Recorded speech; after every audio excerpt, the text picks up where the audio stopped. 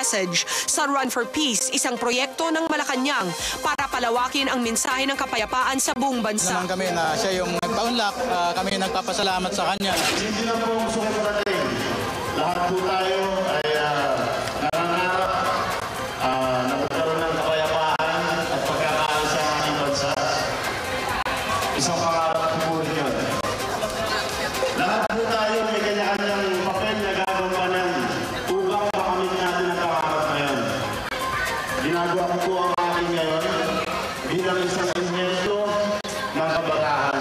Dinagsa ng libu-libong taga-suporta ang takbo para sa kapayapaan, including Gabby Concepcion, who definitely helped make it even more successful. It would be nice talaga to make a difference. Kaya ako nandito.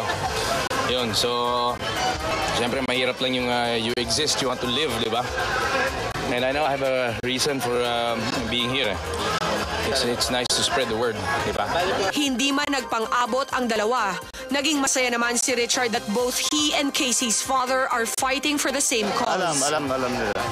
Well, everyone's just very happy na naging part ako nitong very positive event na to. Both Richard's presence and message of peace was a fitting conclusion para sa matagumpay na pagtitipon na ito. Gusto ko pong iparating sa inyo na oras na para kumakas tayo at magkaisa. Magkaisa ang bawat Pilipino para makamit natin ang kapayapaan.